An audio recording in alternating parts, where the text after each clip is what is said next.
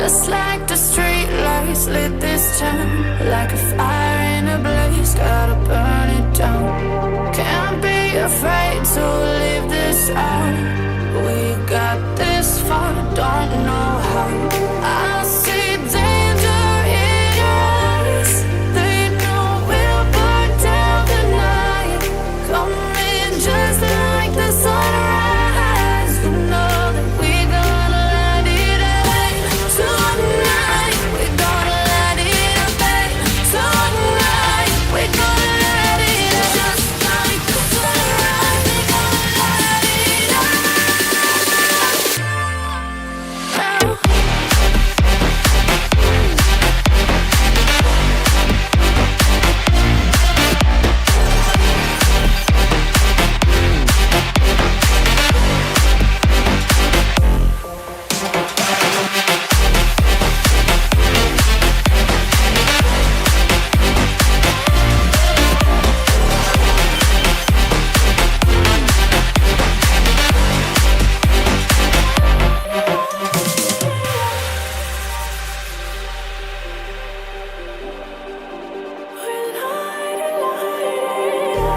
Just like a spark that's breaking out. Can't make a stop, can't turn back now. We know that there's no room for doubt.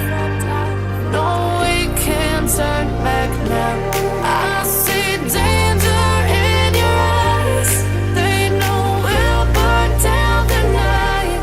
Coming just like the sunrise. You know that we gonna light it up tonight. We gonna light it up tonight. We gonna light it up just like the sunrise. We gonna light it up now.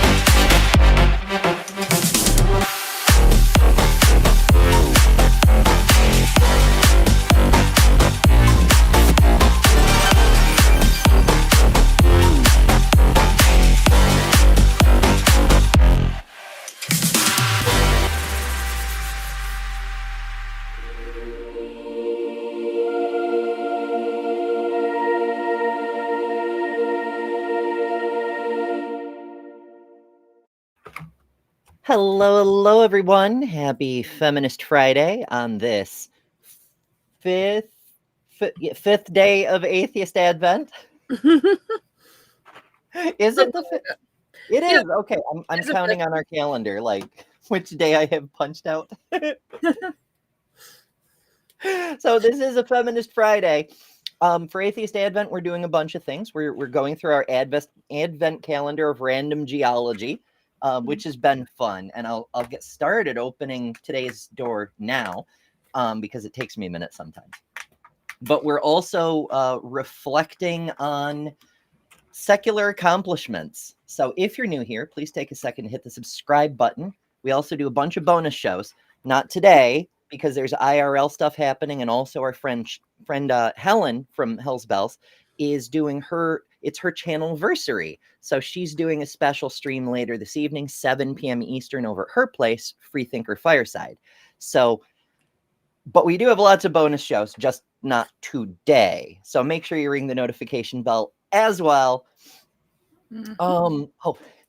Ryan says, love the scarf. It's actually inspired by Ryan's look this morning. I saw Ryan with the headscarf, and I knew we were going to do feminist stuff today. So I'm like, we're doing sort of Rosie the Riveter, kind of. Yeah, ish. it worked. Because I have this shawl right by, because it gets cold here. So I have a shawl right by my desk. And anyhow, day 5, we have our random geology for today. I know my camera is not the best for this, but we work with what we've got. Pretty. So checking the chart. It looks like this is the closest match for a red aventurine, which is an interesting type of quartz crystal that is composed of feldspar and mica. It's a hybrid. Oh, yeah. So that's our random geology. I wish there were like more in-depth descriptions, but it tells you what kind of stone it is and which blends give it the colors it has, which I guess is all you can really ask for. Except for the Dalmatian one. That was kind of weird. It just said it reminds people of a dog. And it's like... I know. Like, it's called Dalmatian because it looks like a Dalmatian. Great. Oh, it's an adventure. All right. So we have a bunch of new people. Lovely to see you all. I already said the subscribe thing. So you hopefully you found the button by now. What was it I said last night? Hit the subscribe button like it owes you money, but then gently caress the like to prove you aren't a monster.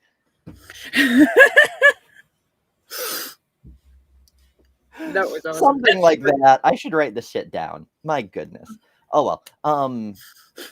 I understand there's a person. So we've had a couple of people that I don't recognize pop up that I want to note in particular. First of all is I'm searching, I'm scanning. There we go. Null Nilista. Hello, welcome. Lovely to see you. Since you're new, you probably have not met our patron deity, Nil, the great not god and creator of creator gods. This is the answer to where all the creator gods came from. Unfortunately, as the legend goes, the canon, if you will, of the multiverse, after Nil created all the gods, Lisa the rainbow giraffe came along, ate all the gods, and pooped out the universe. So the poor creator gods never got a chance to create, but leaf be upon her. Are you have an intruder? Yes. I have an intruder. For those of you who are new, this is Harlot, also known as Lil. This Lilith, is Kip. mother of demons. And this is Kip. She's sitting in my lap. And also, go to Ember's store. Jesus likes to yes. We have merch as well. Let's the bottom of it says capitalism. While we're at it, let's open the show with a kid. So Lil is modeling the Jesus likes to watch crop top. Or no, this is it's a regular top. The crop top is the St. Paul thing. It's minus the dog hair. There will be no dog hair on yours. Yes, the dog hair is an extra bonus feature. It's pixie dust. I have a pixie dust. Oh goodness. So there's yeah, everybody only got to see the snoot. It's okay. Dr. Kit pops up from time to time. You never know when she's gonna show up. She's like, I want to sleep right now. And I'm like, okay. Yeah. She's on my foot though, and my foot's asleep, so now my foot's starting to hurt. I'm getting the pins and needles. Okay. So she might. And I've received word that one of our other frequent co-hosts will be along in a few minutes. So we're gonna have team sports today. It'll be Who fun. could that possibly be? Indeed. So we do have a bunch of custom emojis on this channel, which are mostly selected by the members. The members vote when a new emoji slot opens up, and members get to play with them. But also, some of our emojis reflect our most frequent co-hosts. And there are a bunch of people who may pop up on this channel from time to time, Ryan being one of them. Sometimes she drops in when she can and wants to. I understand she's walking pickles right now, but common co-hosts may include, not on this show, but Mark Reed. He and I do the debate shows together on the weekends. And then Kelly King and Will of All Trades, who both have their own emojis as well. And yes, of course, there's also technically there's two Ember emojis because the eyeball is my eyeball. I don't know why the members voted on my eyeball, but we have my eyeball. Yeah. Right-handed Sith reminding us that nothing is better than Ember because Ember is the best. I mean, I am better than Ember, but I'm also Ember. I'm a paradox. What can I say? Actually, I'm probably several paradoxes. I'm like, if there were a god and she were pondering, how can I make life for the humans more interesting? I wonder how many paradoxes I can cram into a single person. Let's try it. Let's see what happens. Oh, goodness. Hellhound Hillbilly says, when does Puppy Kip get their own emoji? Oh, goodness. I mean, okay, so important note. Virtually everyone you ever see pop up on one of my streams has their own channel, including Lil. It's Lil of all trades. Subscribe to Lil, watch her videos. Once we get her YouTube partnership thingy turned on, she will be able to add emojis. That's how we get a puppy kip. We can do it, folks. Hey, Irish. They are also from my server. We got people coming over today. I'm happy. Fantastic. I myself, as many of you know, am half Irish. So that's wonderful. I hope you brought potatoes to share. I love potatoes. Potatoes are awesome. I need a pair of boots. Don't make me hungry. Pair of boats to go with the pair of docks.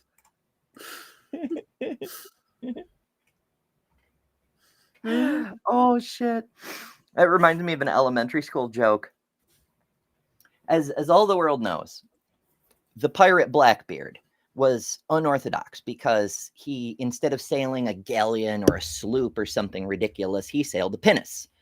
And he also sailed far north of where the normal pirate range in the Caribbean was. So the question is, where did Blackbeard dock? Well, of course, he parked his pinnace in Virginia Harbor.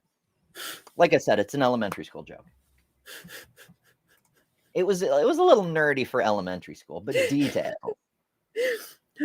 Oh my god. Okay, so before the stream even started, we had this comment, which probably vanished because they often do when the streams actually start, which is why I screenshotted it to save it.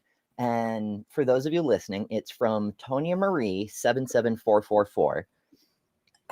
I can't tell the person's intention from the text, so I will approach it neutrally.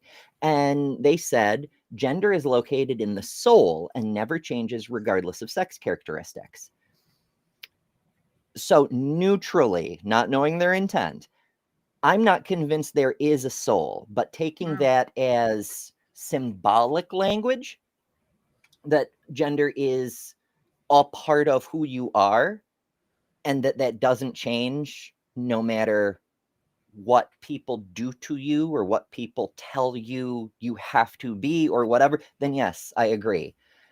But if you're trying to say that there's a part of your soul that is in any way connected to whatever organs you're born with, then I have to disagree, because that doesn't make any fucking sense. Yeah. But I mean, like I said, I can't tell intent. Soul, as far as I can tell, is basically Aristotle's concept of the animating force, the thing that makes a living thing alive as opposed to a dead thing. In that philosophical respect, I can go get down with it. But if that's true, there's no gender to it. It's just alive. It's just being alive. The trait of being alive. There can't be a gender to that. But if you're proposing it as like something about your self, your innermost self is you, regardless of your organs, then yes, I can go with that for sure. And speaking of people I can go with, it's the Queen of Detroit, Miss Kelly King. Hello, hello. I'm so glad that you can. Kelly. Are we a pirate today or something with your scarf on like that? I'm kind of, well, I mean, pirates are always cool, but I'm kind of going for the Rosie the Riveter thing. Oh, I got. Oh, I because it's got you. Feminist Yeah, Friday. the symbol of feminism and power women dynamics. That's Yeah. right. I need a hammer, folks. Yes. Because then that's how we seize the means of production. Yeah, Yes. I did a little research a while ago. We researched a lot of powerful women that were actually pirates. Oh yeah. Yeah. There were quite a few really cool pirate women. Maybe we should How do a are the show about it, 'cause beautiful? I'm like, that would be a nice show. yeah, Yeah. I'm not sure what to do following the winter holiday, because I'm really liking this exploring history and science thing that we've got going on. And people seem to be liking it too, because our views are kicking the shit out of the views in previous versions of the show. And that's wonderful to see. But the point of the Advent is to like build up all the various sciences and secular achievements and whatnot.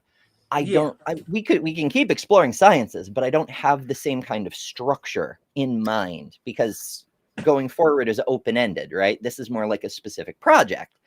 But starting the day after Yule is a Friday. So maybe we'll start with pirate ladies. Hey, that works for me. Because there's a bunch. And honestly, I can't remember many of the details, so it'll be another learning episode.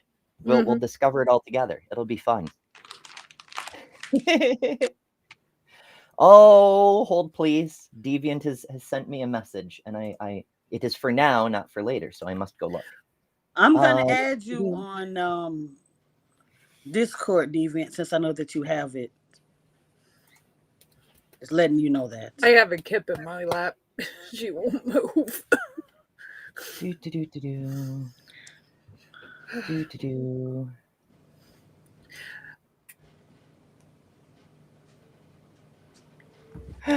Oh, okay. There's some confusion. Yeah, I don't want to like take time to type a response, but I also don't want to do a response on a live stream. So suffice it to say, I have read the thing, but I will get back to you later. Makes sense. Timing and getting things done because we do have things afoot, folks. So let me click this button and click this button. Today we are learning about the origins of feminism, sort of feminist theory, so on, things like that. I've got so many windows open. Why? Well, I know why, because I'm trying to do a bunch of things. I produced this show as well as host on it, as you've probably figured out already. Okay. Right. We're over here now. So the screenshot thing wasn't a proper window, so I had to stop the screen share, and then I have to open another one to get this thing open. So let's start with where we left off the other day with the Enlightenment, right? In 1790, in the essay on the admission of women to the rights of citizenship, the Marquis de Courcey argued that the widely shared assumption that the natural rights of men are based on their capacities for reason and moral action, which logically implies that women possess the very same rights. He was one of the few men during the Enlightenment to advocate that women be granted full equality and citizenship in society. And this is 1790. This is almost the modern age. We're bordering on the 19th century here. So there's a lot to cover. And the origins of the feminist movement go back a lot further than you might think, because it turns out women have been able to think for ourselves for a very long time. And quite a few of us are resentful of the way European cultures and other cultures have been primarily aggressively patriarchal. It almost seems like we've always been able to think for ourselves. Almost. Are you sure about that? Almost. Oh, goodness. All right. So damsels in distresses. going back to Britannica to get our overview of ideas, because again, I'm broadly familiar with feminism and how the movement developed, but like if we want to get the history, we need to go back a little further than 1910. So again, we're back in the encyclopedia, Britannica to be specific, which is almost as reliable as Wikipedia. And the entry reads, throughout most of Western history, women were confined to the domestic sphere. Now, I have to put an asterisk on that right away, because what do we mean by most of Western history? Are we talking about the Western Roman Empire and its descendant territories? Because then, yes, but that kind of loads the question, because Western history only becomes a thing after the Roman Empire both grows and then splits into East and West. So anything before the partition of the empire doesn't count as history in this context. And that's important to keep your eye on. Mm-hmm. It's a significant framing device, because it just eliminates most of history from being history.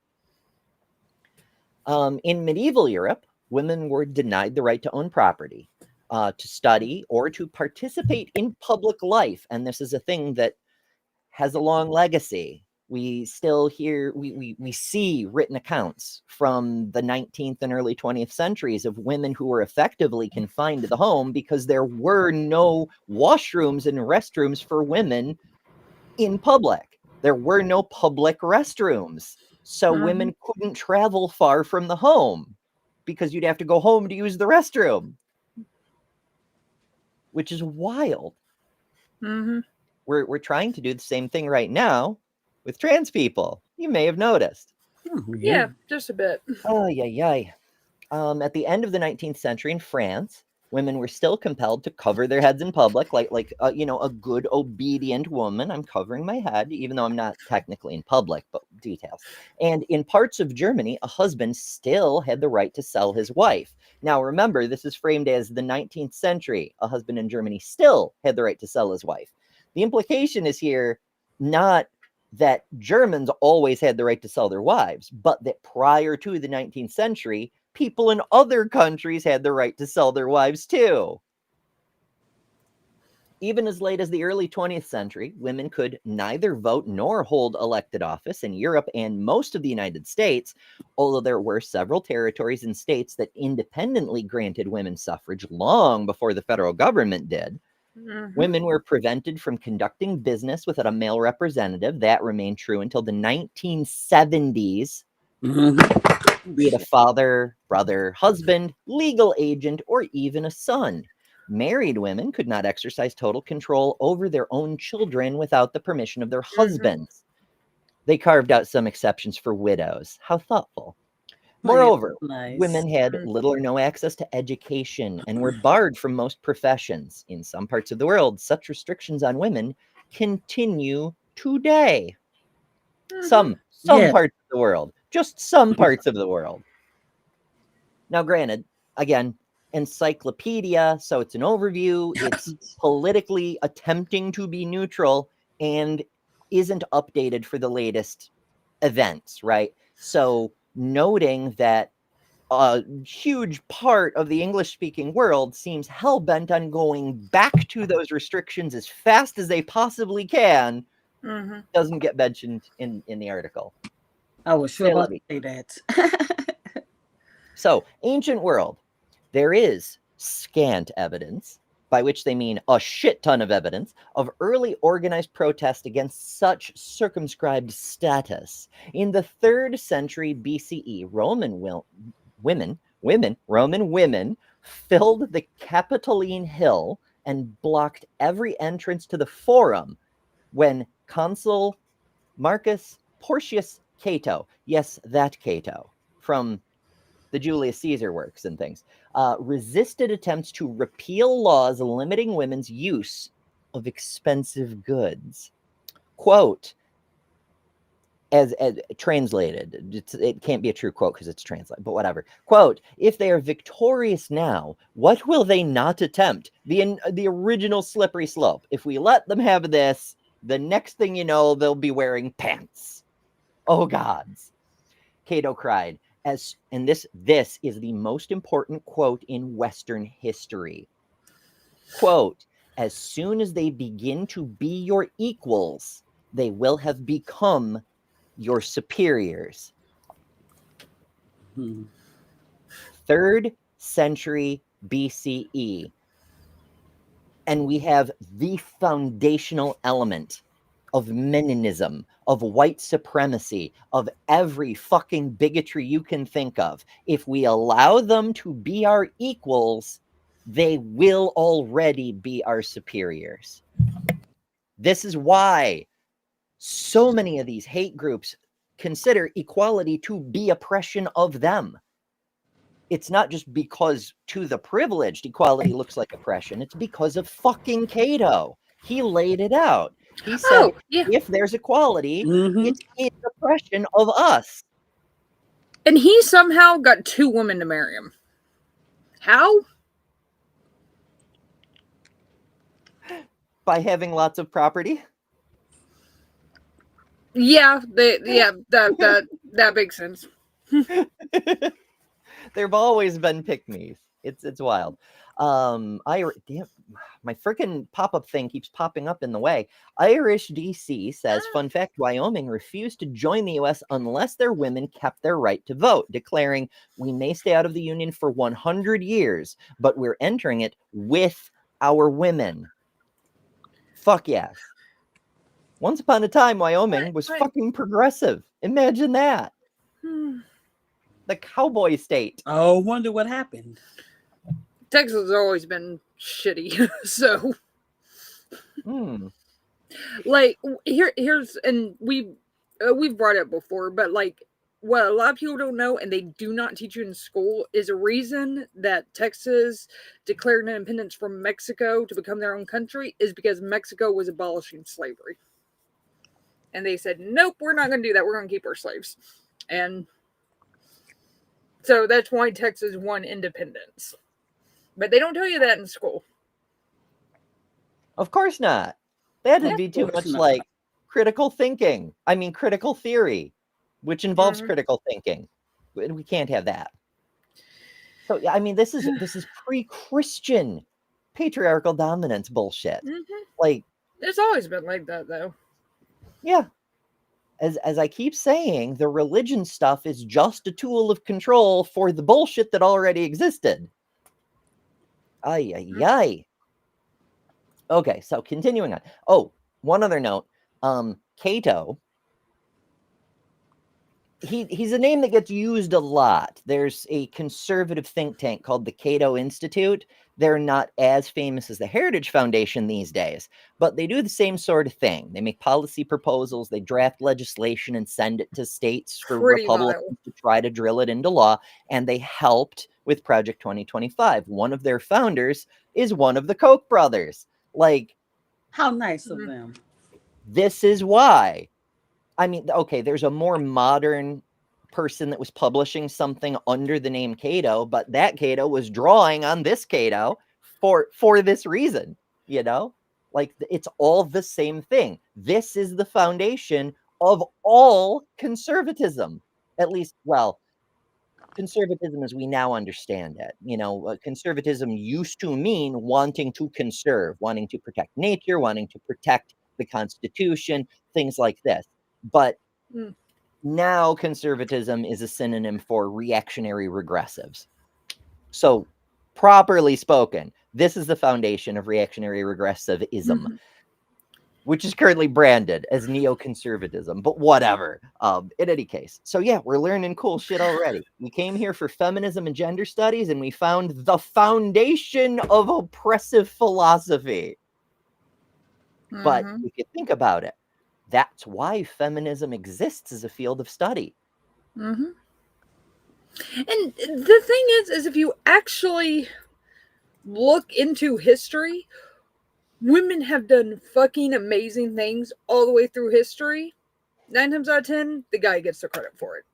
Or they find a guy to take the credit for it. Like we were talking about with DNA the other day, you know, Francis and Crick found Rosalind Franklin's notebook. Yeah. Luckily, that story is fairly well known, at least at the college level. So that's kind of known that happened. But like the first people you say, name a female scientist, first person they always say is Marie Curie. That's all they know. And and it's just like, guys. In fairness, there are tons. He is possibly the second most brilliant scientist of all time. True. And I don't mean second most brilliant woman scientist of all time. I mean the second most brilliant scientist of all time. Period. The first, also a woman, but we'll get to her later. Mm-hmm. I mean, you ask me to name a famous scientist, I would say Andrea Ghez every time. She was the head of the team that figured out that Sagittarius A star was a supermassive black hole and won the Nobel Prize for it. And I have also talked to her. She is really, really cool. Hell yeah. Now we're not going to mention those people who placed betterment science and other forms that didn't get any acknowledgement because of who they were. They remain nameless because they did most of the work that gave the white men the credit. Mm-hmm. And we probably would never know. The stealing credit thing has always been a thing, like you were mentioning earlier. So much of this stuff was about keeping slavery and etc. Like the plantation owners took credit. Capitalists still do it today, but it was really obvious in the slave days. Like, oh, this white man, he's so productive, he does so much for the community, and like all the labor is done by the slaves. Like, the whole of Western culture is predicated on the idea of rich white men taking credit for everything everyone else actually does, while they lay about in their lavish manners, being waited on hand and foot and writing poetry or some shit. Yeah. Not that there's anything wrong with poetry, but fuck off. They probably didn't write that either. I mean, it's like one of those things, like science for so long was quote unquote amateurs doing the science, but basically like there weren't quote unquote professional scientists. It was the rich guys who could afford the equipment to do all this stuff. The reason they could afford to do all this stuff is because they were either just like capitalist overlords and had a ton of money, or through the aristocracy had a ton of money, or in the US they were usually like slave owners, or at least benefited like hell from it, so they had all the free time to be able to do that.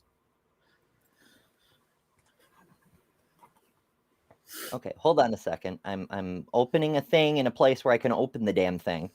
Open. Okay. So Aunt Jer says, for seasonal Marie Curie memes, see Titan's War and Christmas channel on his server. Getting to Titan's channel would take me a minute, but I think I know what you mean. If it's this one, you can find it on the memes channel on the Better Than Ember community server, because I posted it there. Let me shrink so you can read the damn thing. Mariah Curie, all I want for Christmas is you 235. Mm-hmm. Now maybe Titan has a different one. I don't know. I'm just taking the opportunity to plug our community Discord server, which does exist. I'm so proud of my son, though. I showed him that last night. And he's like, and he started laughing. He's like, but who's that chick? Because he has no idea who Mariah Carey is. And I'm like, thank you. Are you serious? Yeah. He doesn't know How old who are she they? is. 19.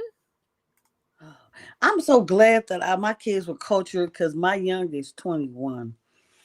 Mm-hmm. Like they prefer like Michael Jackson over the modern music. My youngest prefers music like I used to listen to when I was in his age. And the reason is because, and I don't know how true this is, but I've heard it said that the music you tend to like in high school and early adulthood tends to be what you listen to. Like that tends to be like your music through most of your life. And I was always playing that because, of course, I had him when I was 21. So I was always playing like all my favorite bands whenever they were growing up in the car and stuff. And one of his favorite bands is also my favorite band. So that's always. And who was your favorite band? It was Breaking Benjamin. I won't support them anymore because they are Trump supporters. So we'll deal with that. Yeah. But up until that point, I was just like, and I had no idea until they said something at the concert we were at. And I'm just like, oh, come on, dude. Yeah, that's how I felt. But I guess I shouldn't really have been surprised that my favorite wrestler when I was, was young was Undertaker. And he's a big Trump supporter. I was really hurt. So a lot of people, and then it came out that a lot of gospel music, people that I personally know, that are gospel singers, have come out being Trump supporters as well. These are Black women and men. It's sad. I mean, it is, but it also really shouldn't be surprising because people who live in conservative bubbles who are either very rich white men or very pro-man, men's rights, red pill, which is funny as hell, but that's a whole other story, or people who are stuck in the regressive churchy bubble. Yeah, they're all going to lean regressive because they think the way things were at the turn of the 20th century is the ideal state of humanity. Low income, they all were raised basically the way I was in this Black bubble. Racism, as soon as you left the metropolitan Detroit area, and this is your thought process now because you forgot where you came from. I do like to plug members of the community when it fits, when the opportunity comes up. And right now, I'm reminded of recent rants by Dr. Jay Bundy, who you may recall I love his rants over here for adult Bible study, and will be again when we set up our next show. Okay. But he's recently been ranting on his channel, Pocket Locker 86, about how everyone needs to get the fuck out of the churches. Like, stop supporting the churches. They only hurt people, and even the progressive ones, it's better than the worst ones, but it's still, they're providing cover for the hateful, oppressive assholes. Yeah. They're just, who can now say, I'm just doing what I'm doing because Jesus. Don't give them the fucking cover. Stop protecting them. Get out of the churches. Yeah. Something like that. I think I got the gist of it, though. I love his rants. If he watches later, he can let me know. Oh, goodness. Like, as we're sitting here in this show, 3 women, different backgrounds, but we stand on one accord, wanting equal justice for everybody. And sadly, we're not going to get that ever in our lives, I don't think. But I'm glad that we are here together in unity. Yeah. And that's the thing. Like, much of this community, I mean, there's even religious people who do hang out in this community, and they're welcome as long as they're not bigots, right? Like, if you're an open-minded person, if you accept the principles of humanism, if you're not an asshole, you're welcome here. And that's fundamental to what we're doing today, because the principles of humanism, the principles of equality regardless of difference, regardless of race or sex or anything else on the level of society, that's what feminism is. That's what it's always been from the Enlightenment, before it was even a feminist movement, was the central idea that there is no reason all humans should not have fundamental, legal, moral, scientific equality. Individuals should stand out on their own, on their individual merits, because they're really good at math, or they're really good at building telescopes, or whatever the case may be, not because they happen to have an overgrown clitoris. Heathen Granny said it so beautifully. Women need to come together and destroy capitalism. That's right. Seize the means of production, bitches. Considering the way grocery prices are rising, and considering that in the U.S., a lot of women still do all the grocery shopping, yeah, like, it's one of those things. I was talking about my mother about this last night, actually, and it's like, you cannot lie to people about their grocery bill is not going up because we see it. We knew what $100 got us a year ago. We know what $100 gets us today. We know what $100 got us 3 months ago, and it's nowhere near what we can get today for it. Like, we know what our bills are, because especially with like grocery stuff, most families, like, you tend to eat the same, like, several meals in rotation. So like your grocery bill is usually roughly the same, give or take a bit. But yeah, you can't lie to the women sitting there doing the shopping all the damn time and telling them, no, your grocery bills aren't going up, they're going down. No. And with that in mind, when you think about it, you look at women maintain households, all households, and the majority of everything. But society says women cannot lead.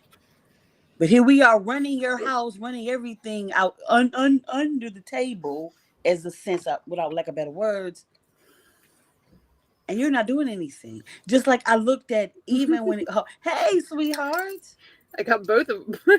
Oh, I see. Daisy and Kip. Yeah. Sugar don't want to show me love today. She's like standing looking at me crazy.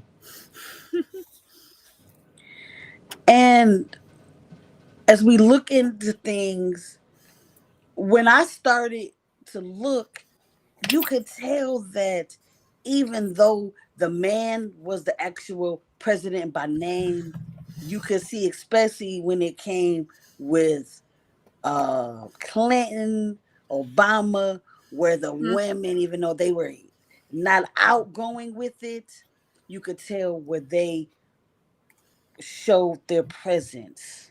Mm-hmm. And I don't think that their presidency would have been the way that it was if it wasn't for those women, their wives, doing what they were doing. Quite often, yeah. There's quite a lot of that. Mm-hmm. All right. So let's move on a little bit further into the future. The rebellion in the 3rd century or 4th century BCE did prove exceptional, however. But for most of recorded history, only isolated voices, recorded history, remember, only the men could read and write. Most of recorded history, only isolated voices spoke out against the inferior status of women, presaging the arguments to come. In the late 14th and early 15th century France, the first feminist philosopher, Christine de Pizan, challenged prevailing attitudes towards women with a bold call for female education. Her mantle was taken up later in the century by Laura Serretta. Fucking hell, these names. A 15th century Venetian woman who published personal letters in 1488. The English translation is Collected Letters of a Renaissance Feminist. Of course, it wasn't translated until centuries later, but details.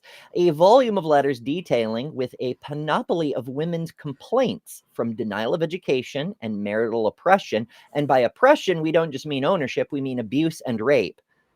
To the frivolity of women's attire.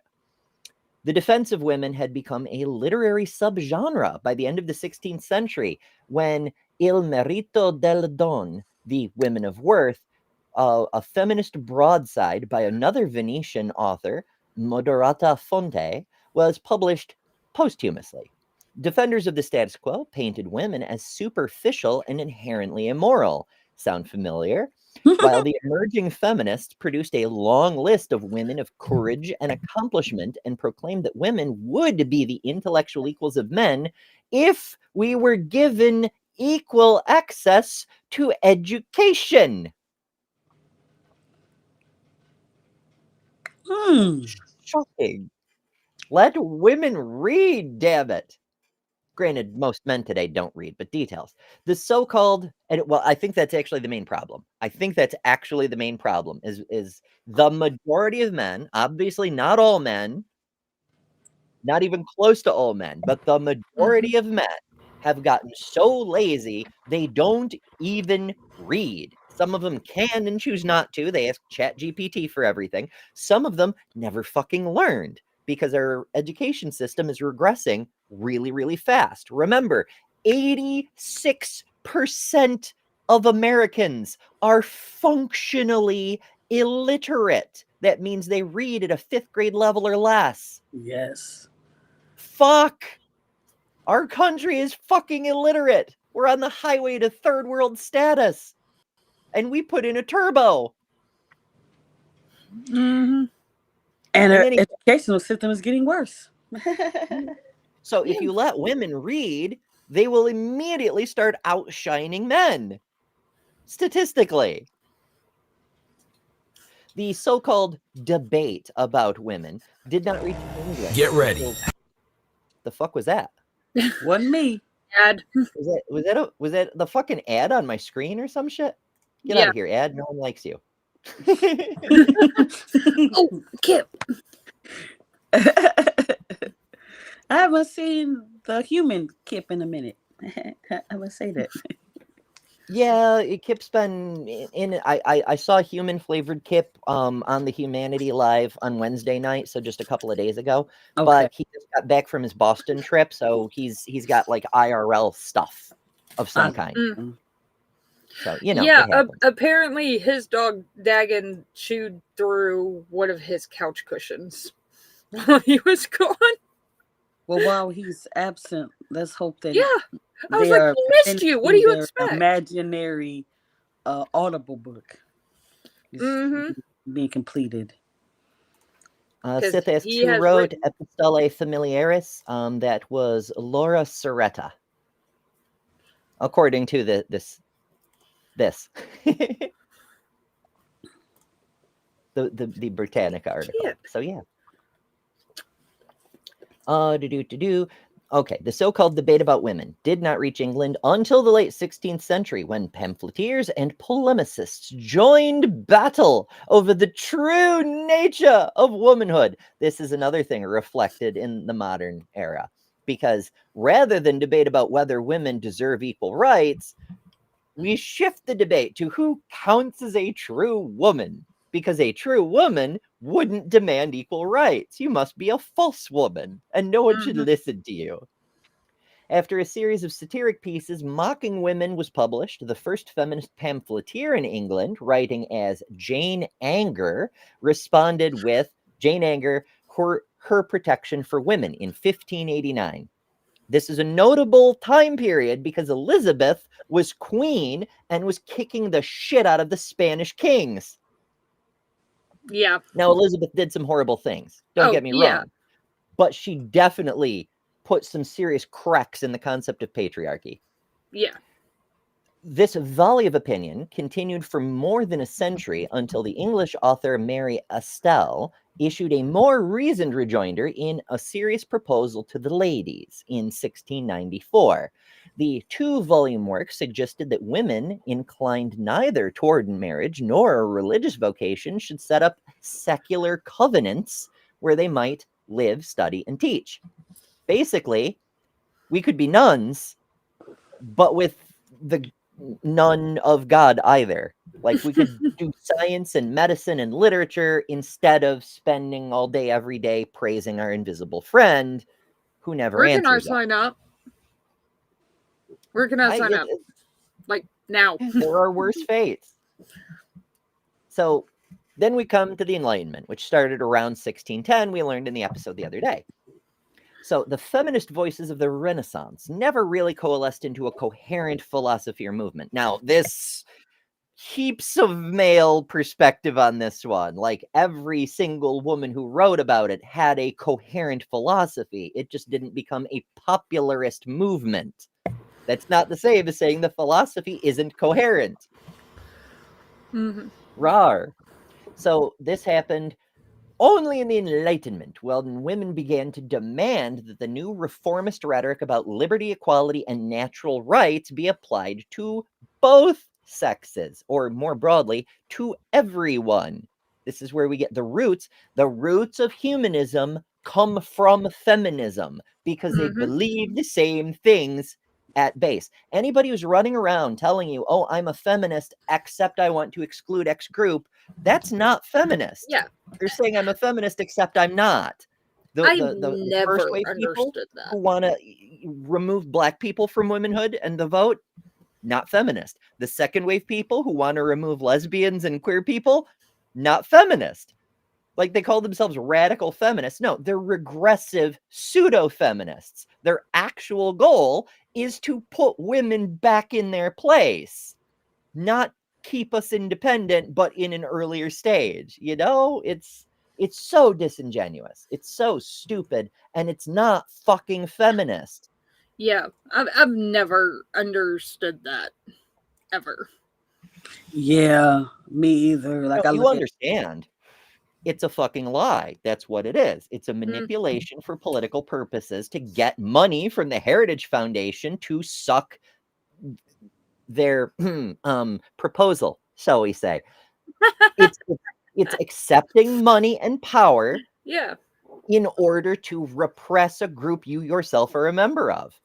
It's saying, so I will take your patriarchy money and I will become popular and have fans and worshipers and shit, and I will fuck everyone else over for you like a good little parasite. Because let's bring the elephant in the room out.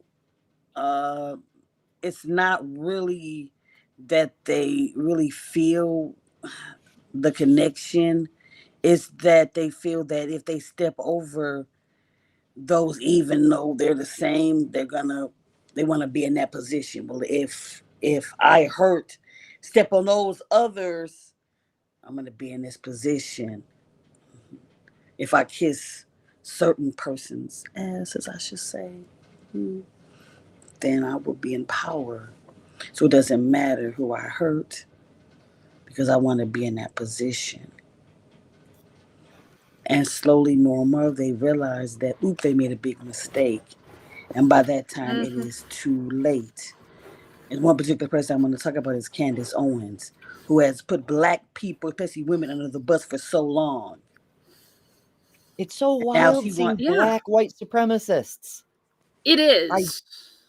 I mean, I see what they're doing. I understand it's the same political machinations we see from every other professional bigot, from Riley Gaines to Helen Joyce. Like, it's all the same thing. They're just changing the flavor of the target they're aiming at, and it's a member of their own group.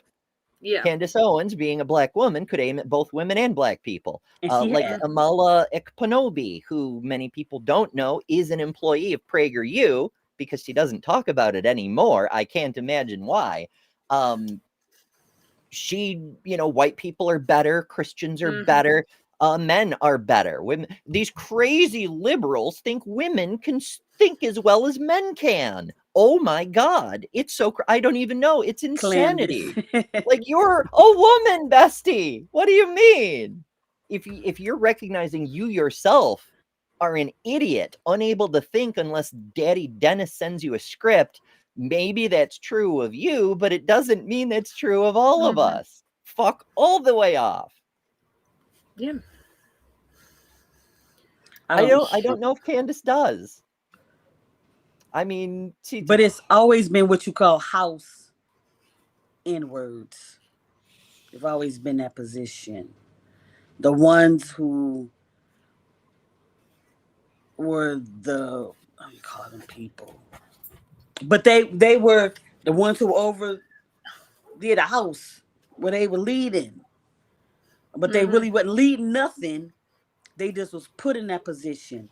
That's like when you find out the origin of the police department, who they really were. They were black people who were put in position to help hunt other black people to bring them back to slavery. And that's where it started. To what is now the police department now. So it's a long mixed history, and perhaps we'll get into it sometime. Yeah. But yeah, the original policing, at least here in the US, started out as property enforcement. It was slave catching. It was keeping the poor people away from the rich people's homes. It was protecting property. And to them, slaves were property. And many of those people that hunted slaves were other black people. So even then, it showed how divided we were. how easily manipulated people are, especially when they're deliberately kept uneducated. Mm-hmm. It's fucking wild. All right, continuing on. I know I keep missing opportunities for water things. I'm paying attention. I'll try to get one. Damn it. Initially, Enlightenment philosophers focused on the inequalities of social class and caste to the exclusion of gender. Because truly, if we internalize, if we value the idea that everyone is equal, then we shouldn't have to focus on the inequality of women, because everyone should just be equal. If we focus on women, then we're being unequal in our equality. Somehow. Apparently, Enlightenment thinkers weren't always very good at thinking either. The details. Swiss-born French philosopher Jean-Jacques Rousseau, for example, portrayed women as silly and frivolous creatures born to be subordinate to men. You know, like that essay in Oklahoma the other day where the main thrust of it was women do womanly things because God made them to want to be womanly. Mm-hmm. Fucking hell. By the way, they fired the teacher that did that, and there's a huge protest movement to basically get the professor reinstated. She's on administrative leave. Yeah, she okay. will probably be fired because it's Oklahoma, and every authority figure, including some that don't have authority in this situation, like the governor, are weighing in on the side of, why, this is religious persecution. Oh, bullshit. Yeah, it's bullshit. That's absolute bullshit. That's religious persecution. No, it's not. Like, you are the freaking majority. Like, shut the hell up for 2 seconds. Stop. The victimhood complex from them is just absurd. Like, it drives me crazy. Well, there's a lot of different factors in play.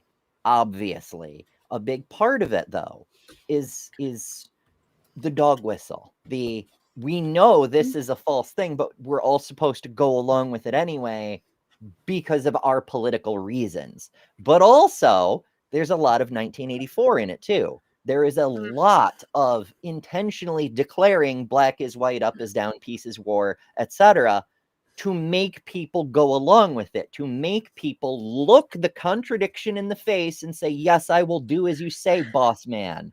Whatever you say, boss man. You know? Jester said this is a super chat for $5. Thank you, Jester. And says, and if the chances to shill are raining past you, catch them in your filtered bottle that you got by using code Ember15. Thank you, Jester. That's just the segue I needed. Hey folks, I've been working hard on my health, and so far I've lost over 140 pounds.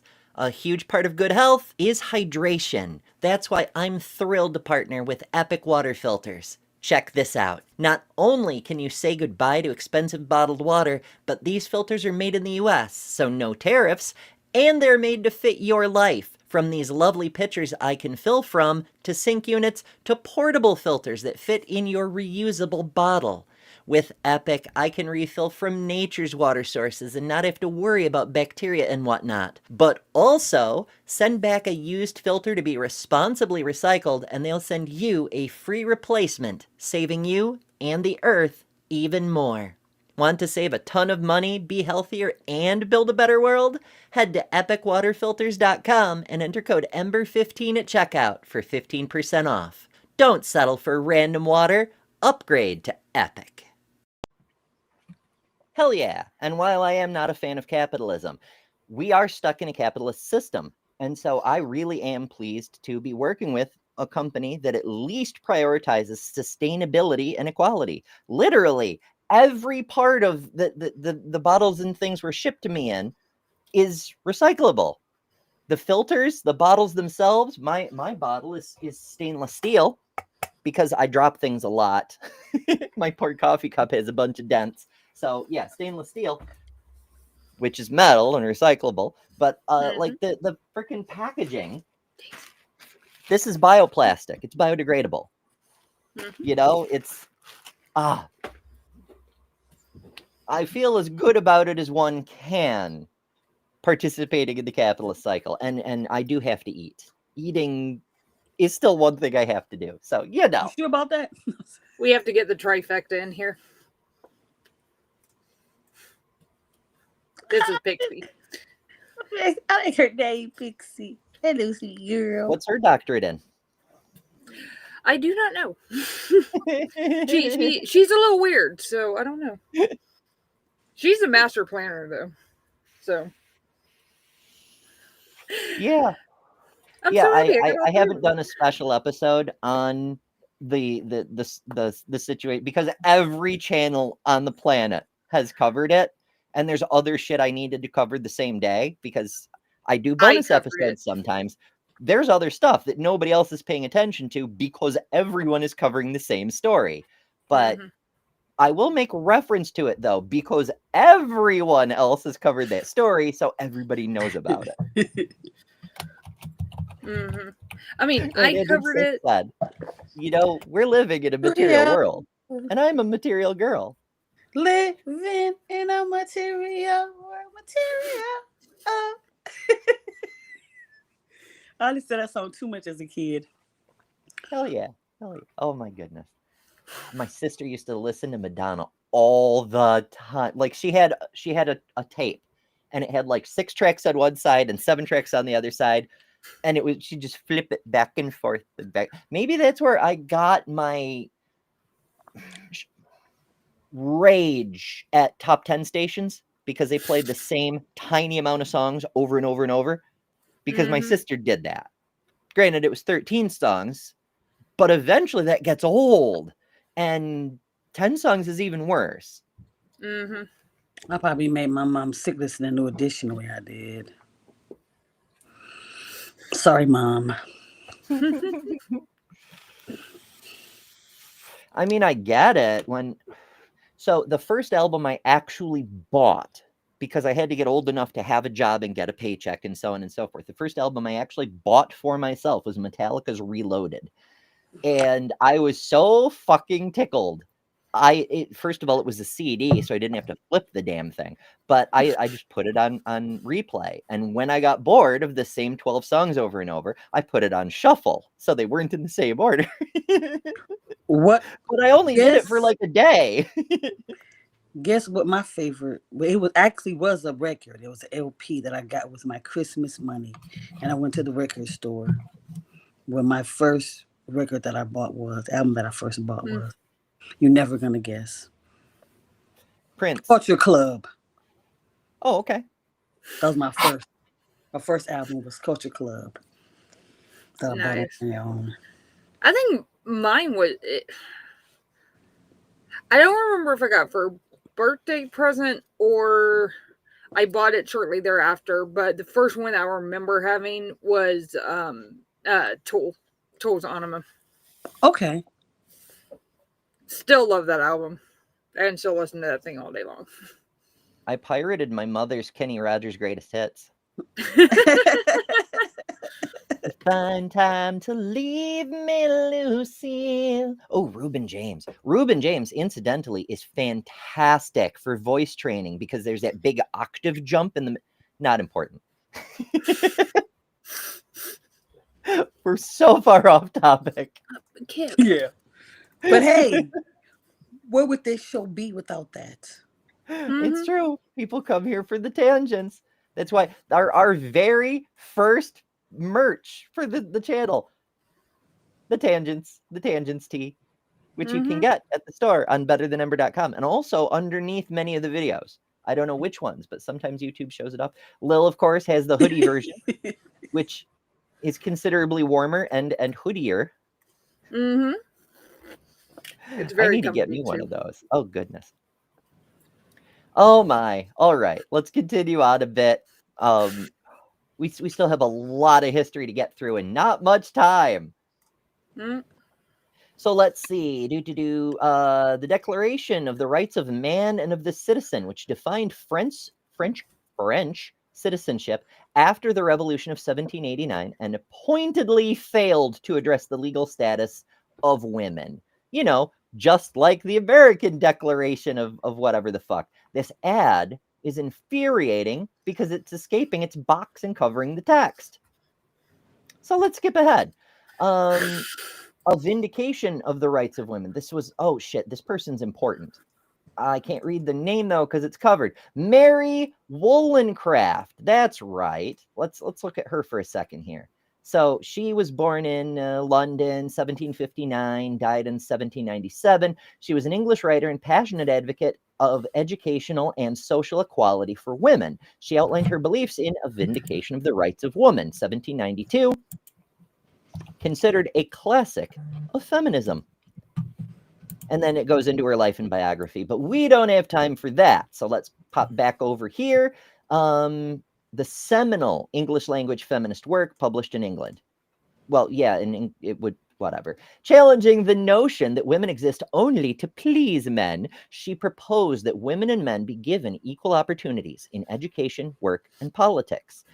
Women, she wrote, are as naturally rational as men, arguably more so, but that's a topic for another time. If they're silly, it is only because society trains them to be irrelevant. Now, I would take issue with that. I would say a person can be intellectual, educated, rational, capable of producing information that changes the way people see the world, and also silly. Mm-hmm. I strive for that personally. You have to have some silliness in your life. If you take yourself too seriously,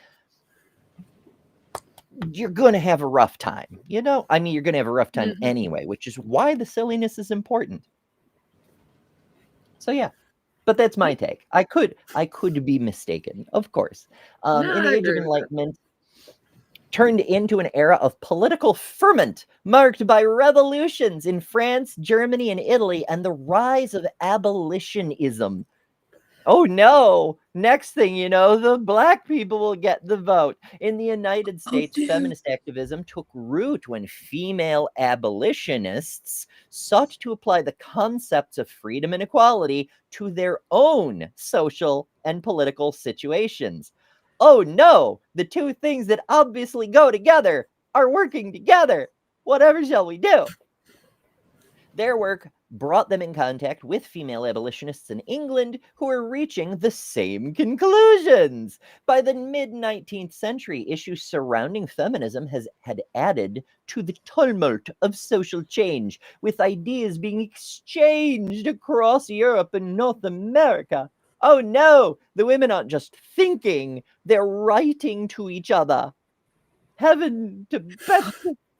In the first feminist article she dared sign with her own name, Louise Otto, a German, built on the work of Charles Fourier, a French social theorist, quoting his dictum that by the position which women hold in a land, you can see whether the air of a state is thick with dirty fog or free and clear.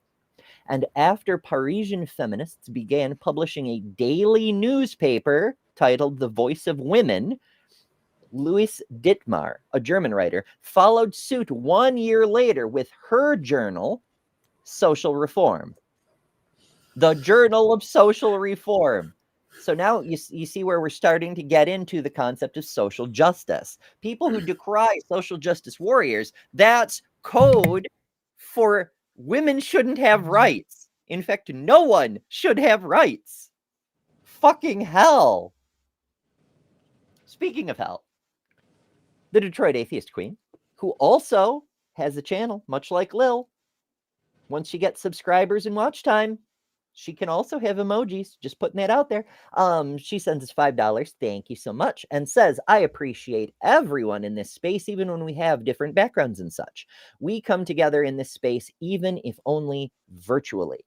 And of course, this space must needs be virtual, but that isn't always the case. The first time I met Kelly was in person. I spelled it wrong. But virtually, like visual, we only see each other because it's internet. Oh, I get it.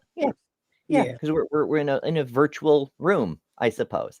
And Jester sends us $2. Thank you, Jester. And says, I'm 100% serious. You can't make me silly. And that's just an objective fact. Like, there's nothing you can do to make Jester be silly. I'm not trying to. Oh, I don't want you to change. Who's trying to kiss you? He trying to kiss. Kid trying to kiss you. Mommy, give me a kiss. Mwah, mwah. Kip has opinions. Sometimes they're affectionate ones. You appear to be muted. Are you muted? She's always been fairly affectionate, and I don't know what's been up with her the last couple days. She's been very affectionate. So. Why are you acting like Or maybe your neck is extra dirty and it needs cleaning. No. I mean, I don't know. I can't tell from here. Helen says, me too. I met Detroit Atheist Queen 24/7, which is the channel name, by the way, in person first too. I am so jealous of all of you. Yes, Isn't you, that interesting? Bree, and Helen, Ben. It was a pleasure to meet everyone. You were so kind.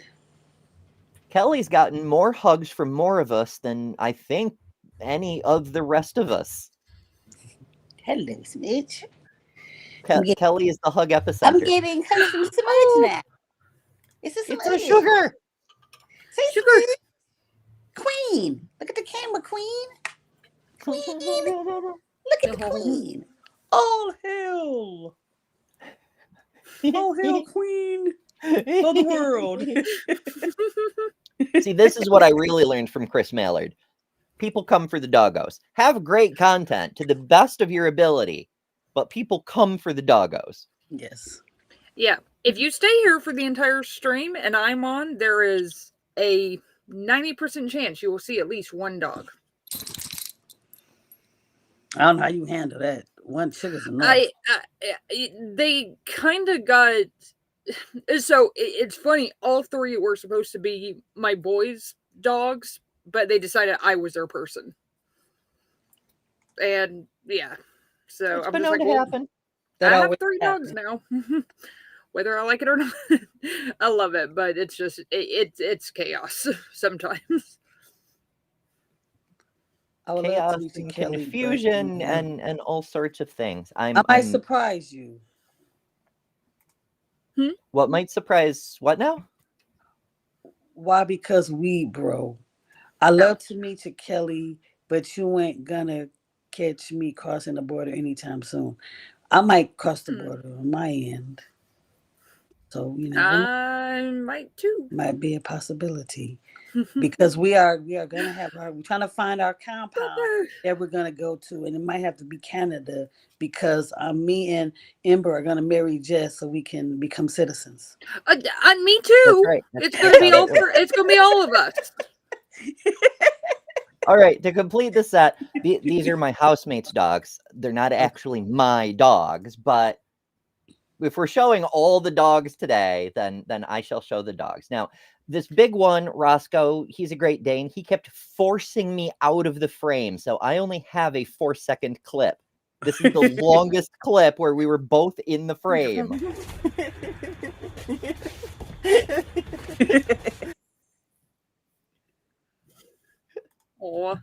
And that's what I got. But yeah, doggos.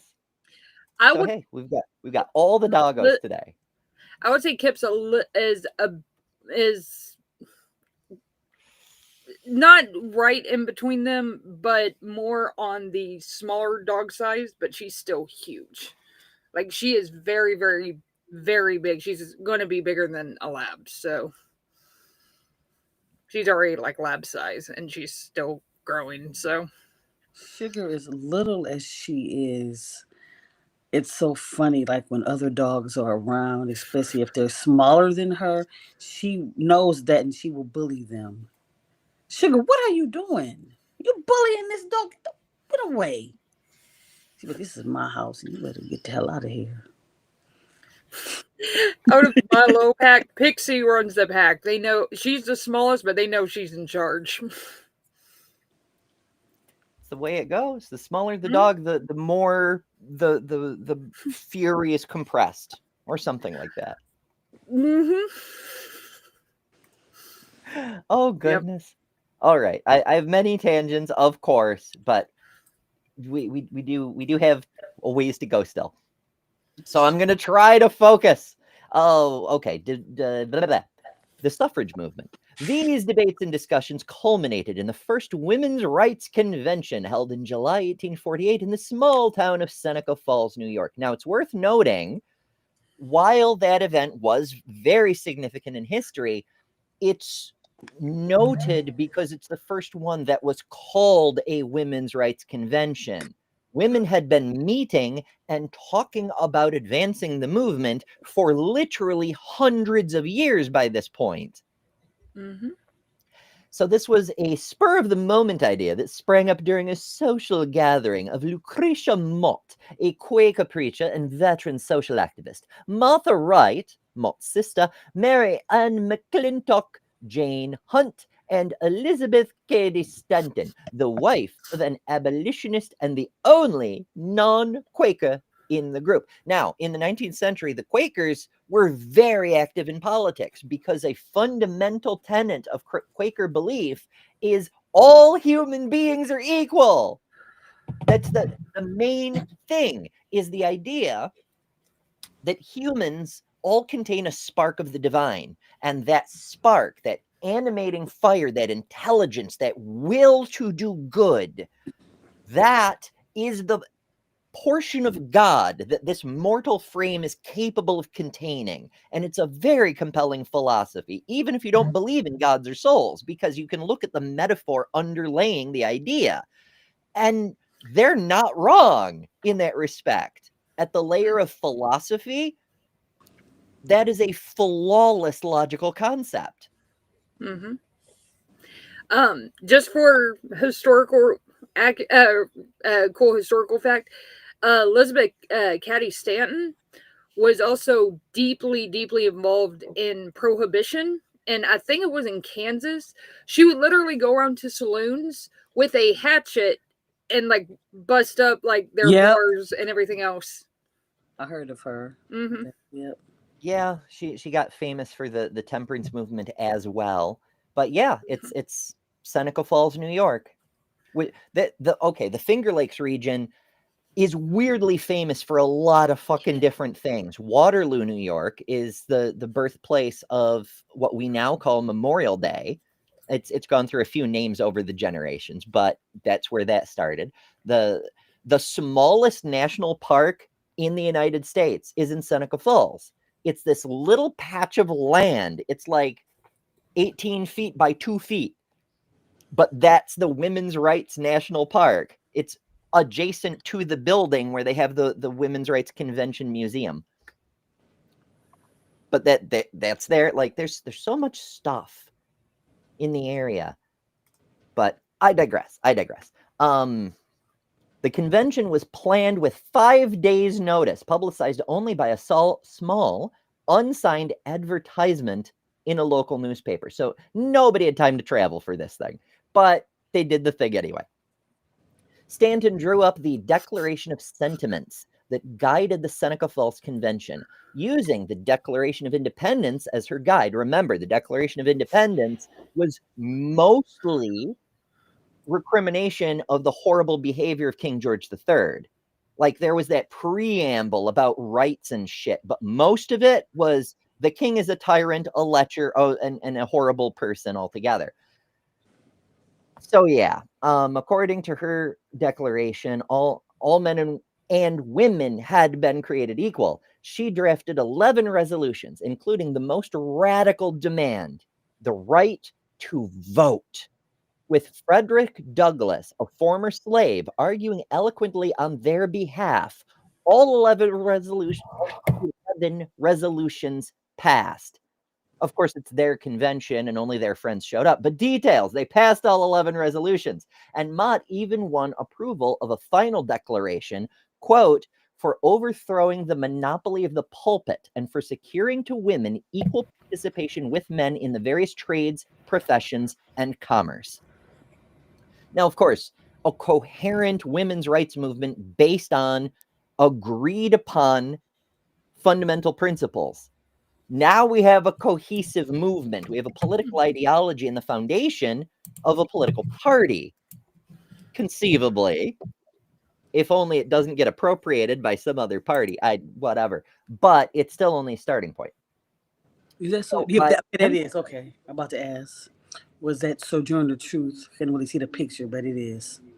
Oh, yeah. Yeah. Yep. Da-da-da. By emphasizing education and political rights, I'll make it big again first. Political rights that were privileges of the upper class. Because remember, for a long time, only the rich landowners could vote. It wasn't even men. It was just the wealthy landowner men. Which, incidentally, it's worth noting, in this post-Civil War era where everything was up in the air, what are we going to do with the free black people? There was a shit ton of resentment against the freed black people for getting the right to vote because the poor whites didn't always have a right to vote. So it looked like the political elites were elevating freed slaves above the white people. And that's just a crime against nature, apparently. This is the foundation of what the Republicans of today, the conservatives, the then Democrats, would build into the modern white supremacy movement that fucked up a whole lot of history. But that's a topic for another time. Don't forget, it's so funny. One of my coworkers, when it comes to things going on at work, when we look up and we see, wait a second, I didn't get that same treatment when something like this happened to me, but I see that this white coworker gets treated differently, white male coworker treated differently than I am, and she says that's the complexion. The protection, the complexion for the protection. Fucking wild. I said, well, she didn't lie. They have the complexion for the protection. I mean, it works. It's memorable. Yeah. Okay. The embryonic feminist movement had little connection with ordinary women who are cleaning houses in Liverpool or picking cotton in Georgia. The single non-white woman's voice heard at this time, that of Sojourner Truth, a former slave. And this isn't entirely true, but whatever. We don't have time for that whole rabbit hole. But anyway, it symbolized the distance between the ordinary and the elite. Her famous "Ain't I a Woman" speech was delivered in 1851. And this is super, super noteworthy because people, including Mamdani, make a big deal out of Sylvia Rivera's speech saying, "Ain't I a gay?" Because she was, the whole LGBT was called gay at the time, right? And people don't seem to get that. But she based the premise of her speech on this speech. But whatever. We don't have time. That was delivered in 1851 before the Women's Rights Convention in Akron, Ohio, but Truth did not dedicate her life to women's rights. Instead, she promoted abolitionism and a land distribution program for other former slaves. In the speech, Truth remarked, quote, that man over there says that women need to be helped into carriages and lifted over ditches and to have the best place everywhere. Nobody ever helps me into carriages or over mud puddles or gives me any best place. Ain't I a woman? So what do we mean by women? You know, if we're going to talk about women's rights, let's talk about women's rights, right? Fucking hell. Oh, these black women, trans women, Asian women, white. Yeah. So, you know, Europe did the repression thing in the late 1850s. Well, the US went through civil war. There's an ad in the damn way, but it's fine. When the feminist movement rebounded, it became focused on a single issue, women's suffrage. Because if we can get the vote, we can force everything else we need with our vote. In theory. the goal that would dominate international feminism for almost 70 years. After the American Civil War, feminists assumed that women's suffrage would be included in the 15th Amendment to the U.S. Constitution, which prohibited disenfranchisement on the basis of race. Yet, leading abolitionists refused to support such inclusion, because you can be for greater equality in one respect, but not overall, because people have a motivated reason to reject the idea that equality for all should mean for all. Fucking hell. I don't know why this was so hard for past people, and it kind of it belies an ulterior motive. You know, it's saying the fact you're not getting this very basic elementary school level principle of all people means all people shows an ulterior motive. There's a reason why you're restricting your belief. What could it possibly be? Do enlighten us, good Gentiles. Oh, leading abolitionists, which prompted Stanton and Susan B. Anthony, who is a temperance activist, to form the National Women Suffrage Association, the NWSA.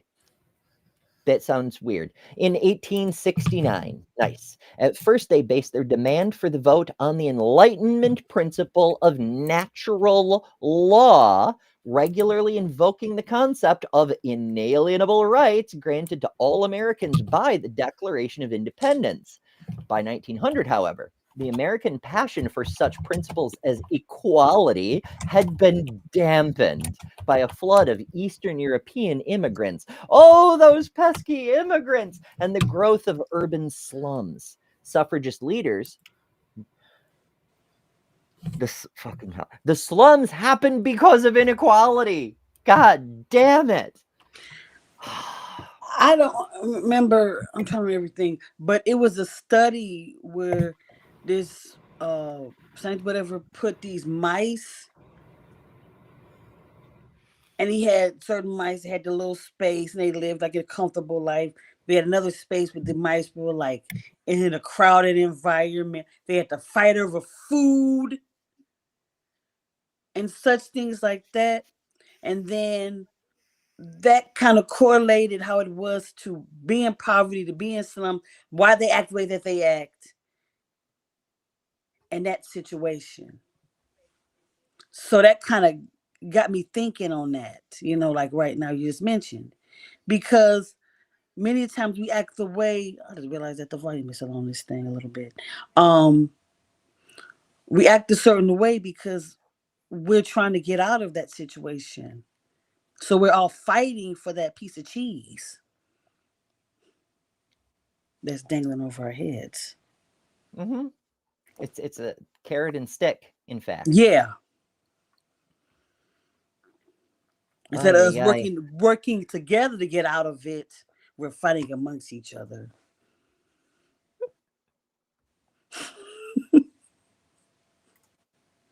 I mean, I appreciate the joke, Jester, but we're not going back to old time Ember.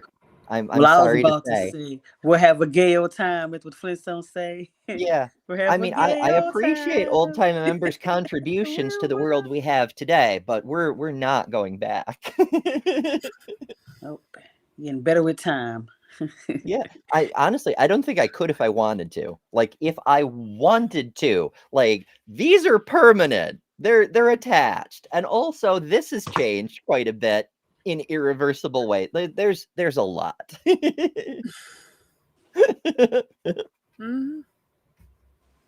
Oh goodness.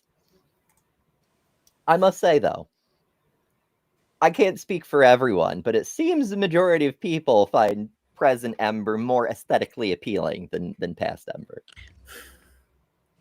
You know. I do not know the old Ember, but I will say this. I love who you are sitting in front of me. The person that I met during the Arkham Corner protest. I am happy to know you. Completely agree. I'm so glad. Oh. Jester says, I didn't mean past, Amber. I was just making you a synonym for gay. Avast me, hearties. Be gay and do crimes. Hey, gay means happy. There you have It's it. true. Mm-hmm. In that respect, I'm considerably more gay than in my previous incarnation. You guys being a gay out of me. In every other respect, too, come to think of it. Oh, my goodness. Details. Oh, and let's see. Tsunami, I meant every word of what I said. She said I was so sweet for saying that. And I meant it. Yay. I love our community. Yes. And if you love our community, watch Send this. a super chat. Well, I mean that too, but hit the share button. Send this to other people who could benefit from this, from the community or the information we're covering today or any other day in Atheist Advent, and do every weekday here on Hot Topic. Send it to people who could use some facts and some education, or send it to people that it would piss off. Send it to your red hat uncle who thinks women really don't deserve equal rights. Because only you can help us grow this community. The algorithm is not going to show this video to anyone else. Like, Lil had to bring in ringers from her server because the algorithm will not show this to other people. It's up to us. So please take a second to use the share button. It's the most powerful tool in your arsenal to help grow this community. And I greatly appreciate it. And I must say, I'm a little behind her, but our beautiful Lilith only needs 12 to get to 200. So holy crap, really? With that. Yes.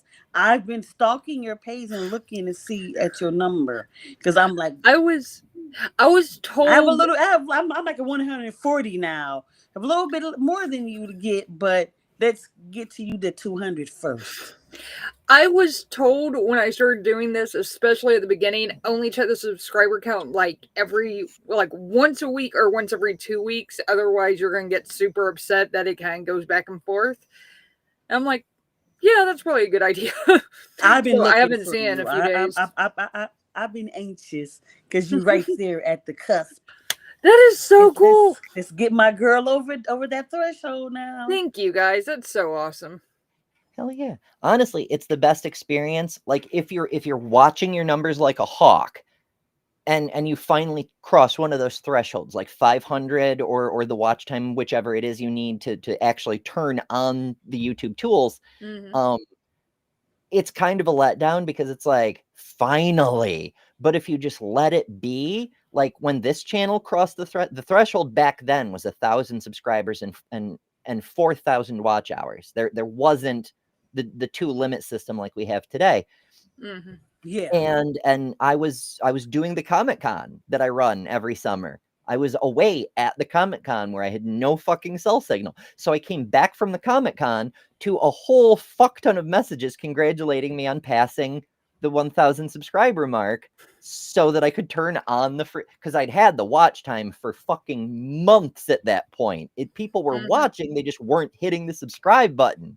And you need that subscribe button to turn on the features. And so it finally happened, and people were and that's like the best thing ever, is knowing you not only crossed the limit, but people were congratulating you on it. They're like, hooray! We're so excited for whatever weird emojis you're going to inflict on us. I'm going to have to think of some really, I'm going to have to think of what emojis I'm going to put on my channel whenever I get to that point. So yeah, be patient, but do give it some forethought. Because like when Mark Reed crossed the line, and he did like a month before me, that's actually one of the things that helped me get there, was doing the shows with Mark, doing the back and forth. We'd bring people to each other's channels, but also being on Mark Reed's 1K, the channel is now monetized celebration. That brought a few dozen people over to the channel, and that helped grow fast. And it snowballs, right? Because when a channel gets more viewers, more subscribers who come back and return and view, that gets the algorithm to show the video to even more people. So the more people you have watching, the more people you will have watching faster. And so it creates an exponential effect. That's why there's channels with 10K subscribers that have 100 viewers in the live audience. And also, ring the notification bell, because we'd love to see you in the live audience in future shows, especially if you're watching in the future. But that's why that happens. Channels hit certain levels and they have much bigger live audiences because it snowballs.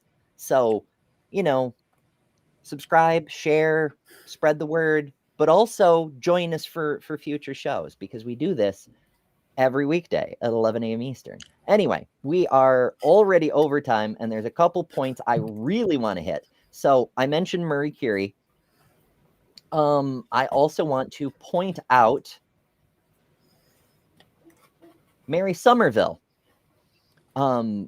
She was a Scottish scientist, writer, polymath. She studied mathematics and astronomy and in 1835, she and Caroline Herschel were elected as the first female honorary members of the Royal Astronomical Society. Now, I want to say something about her. There's a couple of important things about her. The first is that she didn't just dabble in astronomy. She used math to predict the existence of Neptune from perturbations in the orbit of Uranus. Like, she didn't just know, she used math to predict it. No man pulled that shit off. She translated Principia, because it was written in Latin, and added in all the modern innovations in the years since Newton from the continental thinkers, the French, the German. She spoke so many fucking languages. She would just read the books herself instead of waiting for someone else to translate them. And she published it in English, popularizing physics as well as geology, chemistry, biology, all these natural sciences for the public, not just the university folks, to read and understand. She did so much for the advancement of thinking, education, science, and so forth. It's unfucking real. They refer to her as the first woman scientist, but in actuality, she was the first scientist. Like, period. While there were people in the past who did natural sciences, William Whewell, who is also a polymath, needed to coin a new term to refer to her, because the conventional wisdom was one who studied natural philosophy, or if you had a specialty, like you were a chemist, you would be a man of science. Not only could he not just call her a woman of science, but she had so many expert level disciplines under her belt, they needed a word to describe what she was. She was multidisciplinary. She was interdisciplinary. She went beyond the disciplines and read shit in its original language and then translated it for the common folk. Her geology textbook was in use into the 20th century. So they called her scientist. And other people who followed in her footsteps. They weren't just people who studied the natural sciences. They were people who communicated what was known and what we were learning so that more people could study. She broke the mold of the elite. Only the rich men can do this. She was like, oh no. She was indisputably the greatest scientist in history. Not because the prediction of Neptune broke barriers, but because of the groundwork she laid for public access, for more participation in the sciences, and specifically the inclusion of women. The fact Marie Curie became the first person to win 2 Nobels and the only person so far to win Nobels in multiple different disciplines is directly due to the fact Mary Somerville made it possible. Fucking amazing. I could go on. There's quite a bit more about her alone, but this is the result of feminism. This is the result of centuries of women struggling for equality and access to just be allowed to fucking read. And she took what tools she had and ran with them as hard as she could, as fast as she could. And she dragged the entirety of the world with her into the future by generations. You might say I'm a fangirl. And that's what we're looking at doing now. Like, I don't have any illusions that any of us are going to be the next Marie Curie. Maybe, who can say? But the fact that the two greatest scientists in history are both women, and the one made it possible for the other to do what she did. It shows how important. It shows how important the equality movement is. All people deserve human rights. It's very simple.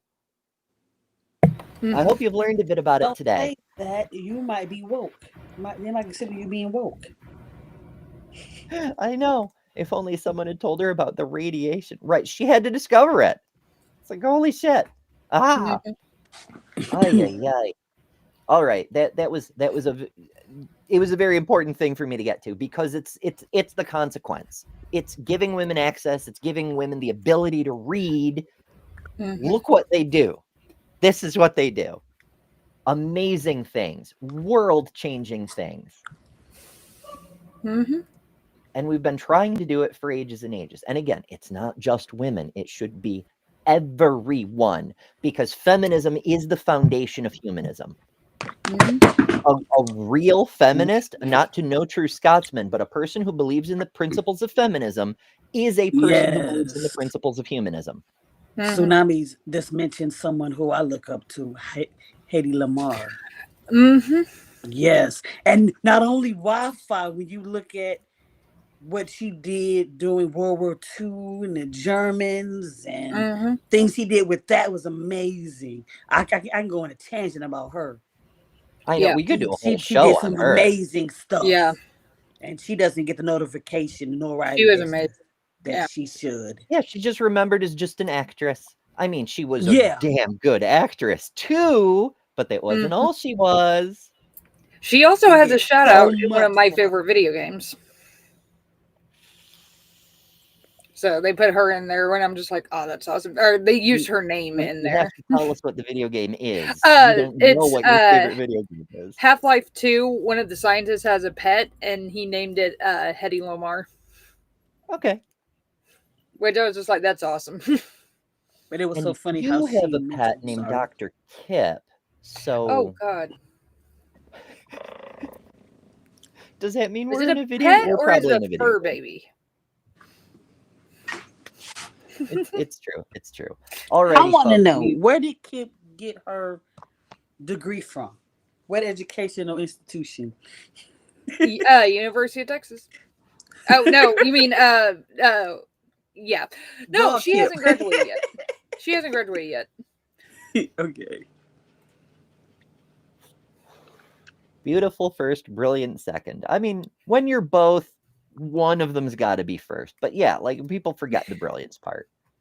It's just, I was going to say Pixie got hers from University of Texas. She looks like the dog version of the mascot. All right, we're continuing Atheist Advent next week. Busy weekend. On Saturday, again, later tonight, I've got IRL stuff going on, but later tonight, Helen is having her Tubiversary, her channel anniversary at Freethinkers Fireside. I'm going to try to stop by. No promises, but a bunch of people are going to stop by for sure. I have to work. I know, timing is so hard.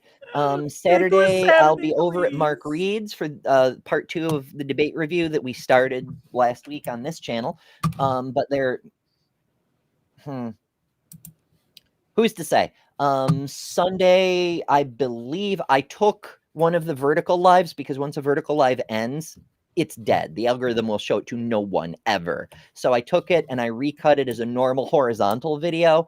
So that'll be coming out, I think, on Sunday. Members and patrons already have access to it.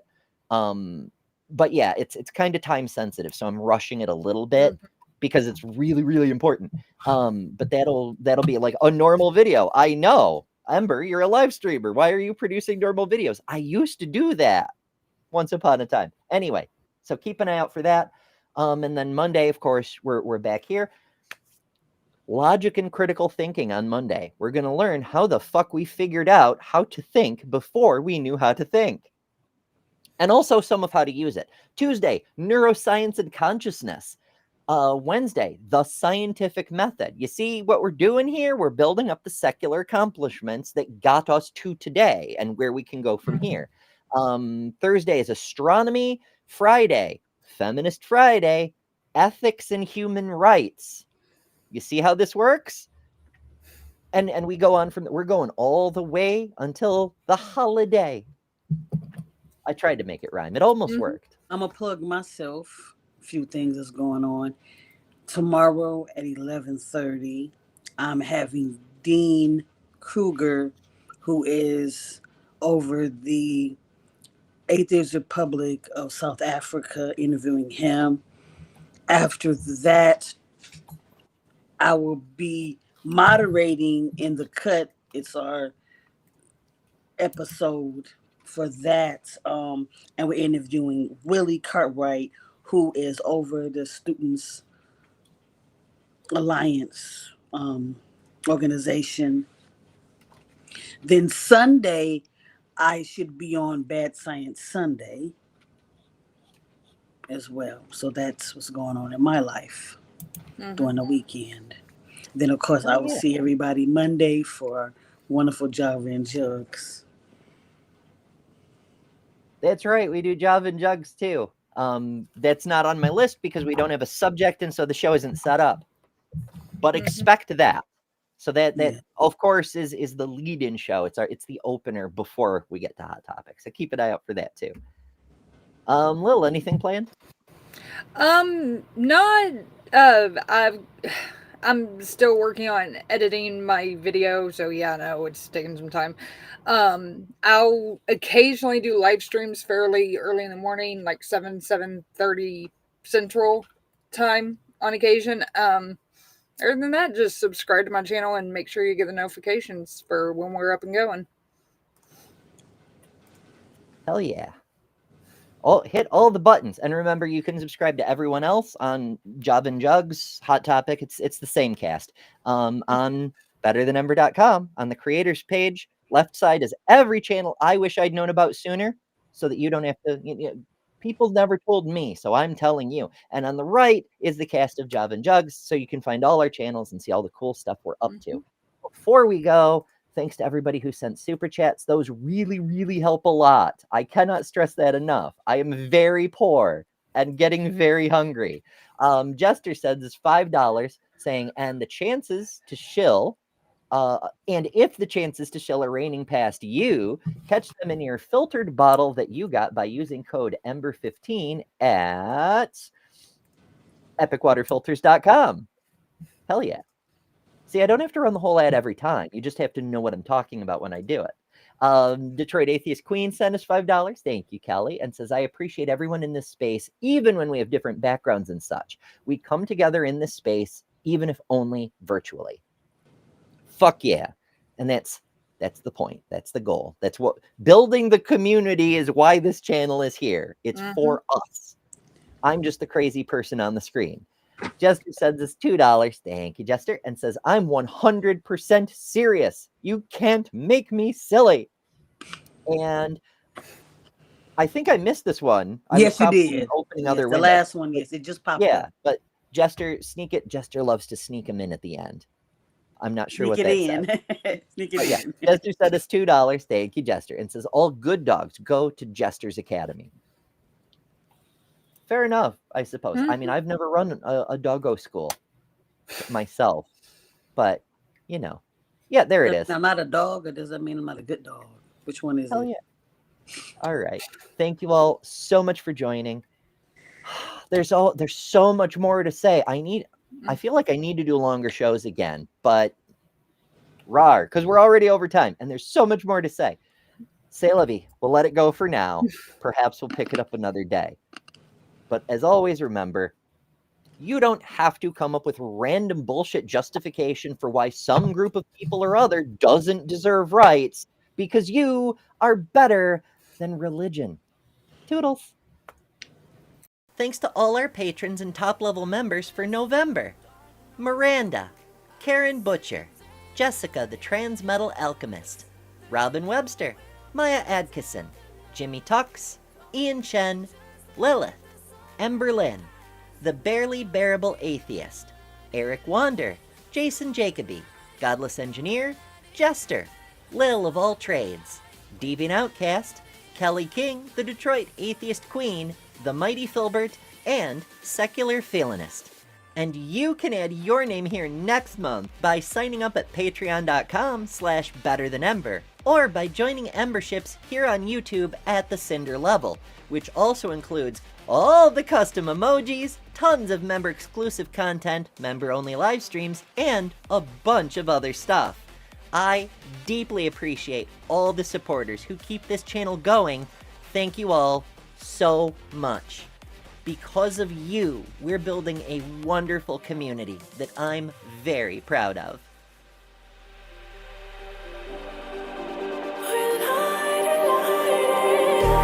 Just like a spark that's breaking out. Can't make a stop, can't turn back now. We know that there's no room for doubt. No, we can't turn back now. I see danger in your eyes.